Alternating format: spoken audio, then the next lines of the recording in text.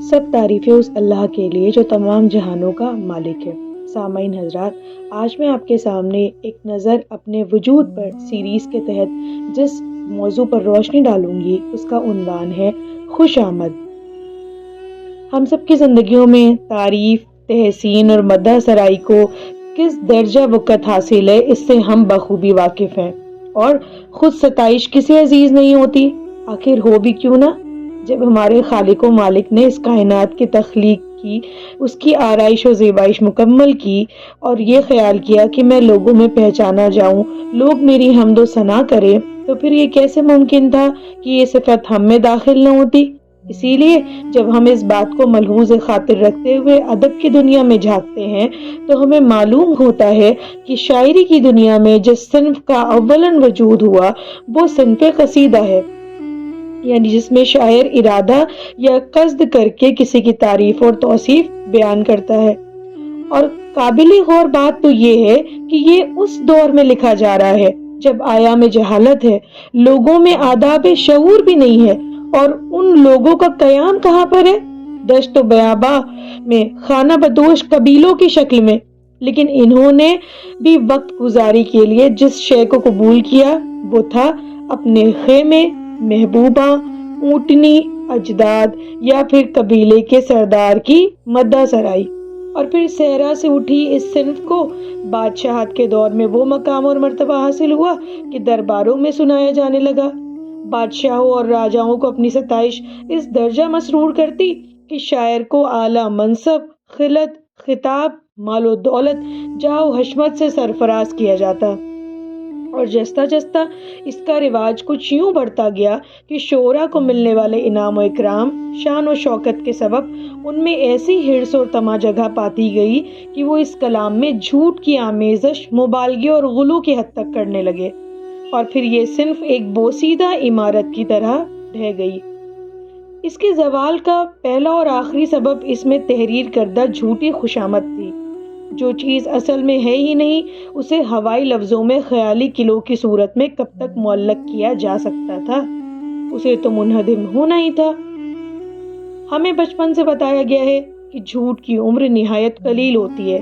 اور ایک دفعہ جھوٹ بول دیا جائے تو اسے سنبھالنے کے لیے نہ جانے کتنے اور جھوٹ بولنے پڑتے ہیں۔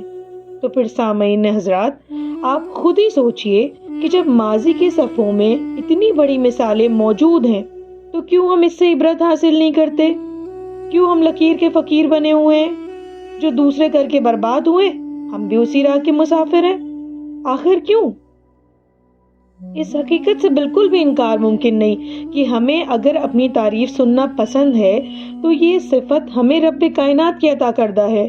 مگر اس کی بھی کچھ شرطیں ہیں، کچھ حدود اور معیار ہیں۔ یہ نہیں کہ کوئی بھی ہماری توصیف اور تحسین شروع کرے اور ہم اس کے دیوانے ہو کر اس سے اپنا سب سے عزیز اور مقرب سمجھ بیٹھے، نہ تو ان باتوں کی گہرائی میں جانے کی کوشش کریں اور نہ اپنا محاسبہ کرنے کا ارادہ کریں کہ آخر یہ صفات ہم میں ہیں بھی کہ نہیں۔ اکثر یہ دیکھا جاتا ہے کہ لوگ ایک شخص کی نظر میں اپنی منفرد شناخت بنانے کے لیے اس حربے کا استعمال کرتے ہیں۔ پہلے تو سننے والا اس پر غور نہیں کرتا، مگر آخر نشے کی دوا کب تک ہوش و حواس باقی رکھے گی؟ ایک دن تو اسے اثر دکھانا ہی ہوتا ہے۔ اور یہ خوشامد بھی ایک نشہ ہے جو جستا جستا اپنا اسیر بناتا ہے اور پھر افیون کی طرح کچھ یوں چپک جاتا ہے کہ اس جان کو ہلاک کرے بغیر دم نہیں لیتا۔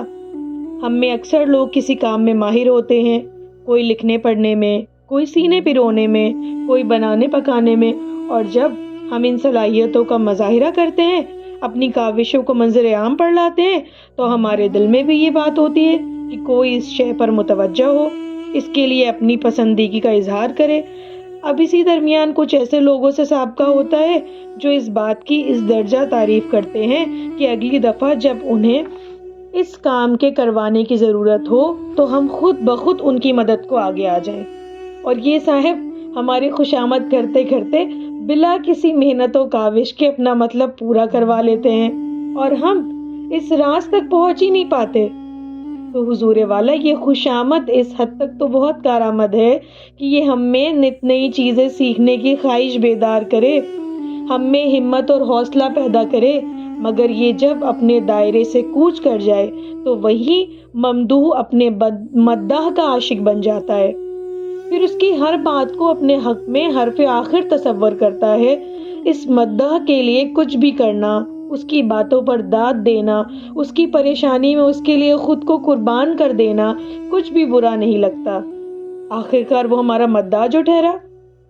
اور یہ جناب دل کو بھی تاڑ کے مماثل بتاتے ہیں اور اپنے ممدوح کی توجہ ہر اعتبار سے خود پر مبذول رکھنے میں کامیاب ہوتے جاتے ہیں۔ پہلے یہ اپنی تعریفی جملوں سے ان کی خدمت آوری میں مصروف ہوتے ہیں اور بعد میں وہ ممدوح خود اپنے جمع ذخیرے ان پر نثار کرتے نہیں تھکتا، اور یوں یہ سلسلہ تب تک دراز ہوتا ہے جب تک ان کا مال و متاع اپنی آخری منزلوں تک نہ پہنچ جائے، اور جس دن ان خوشامد کرنے والوں کے مطلب پورے ہو جائیں یا ان کے وہ سارے کام نکل چکے ہوں جس کے لیے انہوں نے یہ جھوٹی تعریف اور توصیف کا دفتر کھول رکھا تھا، تو اس دن اس دروازے کو مقفل کر کسی اور شکار کی تلاش شروع کر دی جاتی ہے اور یہ میاں ہاتھ ملتے رہ جاتے ہیں۔ مگر کھیت برباد ہو جانے کے بعد اس کی فکر کرنے سے کیا فائدہ؟ تو بہرحال سامعین اکرام، کل ملا کر بات یہ ہوئی کہ جھوٹی خوشامد جتنی خطرناک شے ہے، اس سے کہیں زیادہ مہلک اس کے کرنے والے، اور اس سے بھی زیادہ اس پر یقین اور اندھا اعتبار کرنے والے، کیونکہ یہ بیماری انسان کو خود پرستی کی جانب مائل کرتی جاتی ہے۔ اسے دنیا اور مافیہ میں کوئی بھی اس شعبے میں اس کا مرد مقابل نظر نہیں آتا۔ وہ رات دن ان خود ستائشی جملوں کو اپنے خیالی تنور میں سیک کر اسے اور پختہ کرتا جاتا ہے کہ اس کے سامنے کے عیوب اور خامیاں بھی اسے نظر نہیں آتی۔ خوشامد کی اینک اسے ہر سمت سے متنفر کر دیتی ہے۔ اس کے لیے اب کچھ اہم ہوتا ہے تو وہ بس اس کی اپنی ذات اور دوسرے اس کے پرستار،